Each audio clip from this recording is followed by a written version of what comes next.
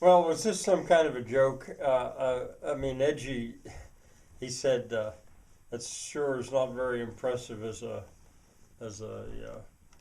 holy grail, as Wedge had called it. But they were going to give Wedge the benefit of the doubt. They decided that they should because he wouldn't just pull a trick on everybody and have Lance carry that for 3,000 miles for nothing. So maybe that was part of the whole mystery of it, that it looked so simple. And simple was one of the words that was on that list. So they were going to give him the benefit of the doubt. But where to begin? Now, uh, at this point, Elaine interrupted. She hadn't said anything. She'd just been watching, uh, and she said, you know, can, I don't usually ask for a lot, but can I be part of this? This looks like this could be fun to try to figure this out. I mean, if it isn't a big joke, uh, so could could could we pause for just a minute before we dive into it? Because I've got to go to work, and it's true. It was Friday. It was Friday afternoon, and she was due to go back to work at the Moot Point, and and she was hoping that she could be in on this from the start. It looked like kind of a fun game, and Wedge and or Edgy. Oh, and by the way, I said Wedge back when I maybe should have said Edgy last when I was telling a story last. Uh, Edgy and Violet said, well, "Why not? I mean, there didn't seem to be in a big hurry in it. It won't hurt to wait, and if it's traveled 6,000 miles, another uh, few miles out to the Moot Point and back uh, uh, won't hurt." So they decided that they would pause, but but uh, but Elaine did say this. Let's take it along, or well, no, we don't have to take it along. Let's take that one of those pieces of silk along because of those two owners. Uh, Indira, she loves silk. She likes to wear a sari. I think I don't know if you probably don't know this stuff, uh, Edgy, but Violet does. She likes to wear a sari, and I think she really knows her silk.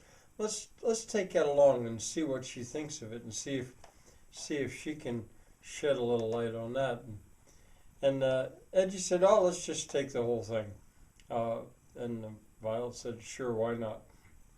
And now to go out there on they decided they'd travel together. Uh, why not? For one thing, uh, Violet was concerned for her granddaughter. There was all still that memory of Big Bubba. Was there any chance that he would show up again? Uh, she wanted to be there. I don't know what she could have done, but anyway, and anyway, Edgy was up for it. He'd had a drive that day, but the day was early as far as he was concerned. This could be more adventure, another chance to learn. And he loved that name, Moot Point. Uh, Elaine explained as best she could what the owners, the doctors Omar and Indira, were trying to do with that. So they all rode in Violet's car. Violet drove, and on the way out, uh, Elaine did some explaining to bring Edgy up to date on the doctor's hope that they could make a spot that was different, really different, but a spot where all kinds of people who went to the bother to go there could have a chance to talk and meet other people that were different from them. And Edgy loved that idea. It wasn't far. What did I say? 10, 15, at most 20 miles. I don't think it was 20 miles outside of Richland. And as they pulled up to it, Elaine had it already explained, but they could see that this was a barn.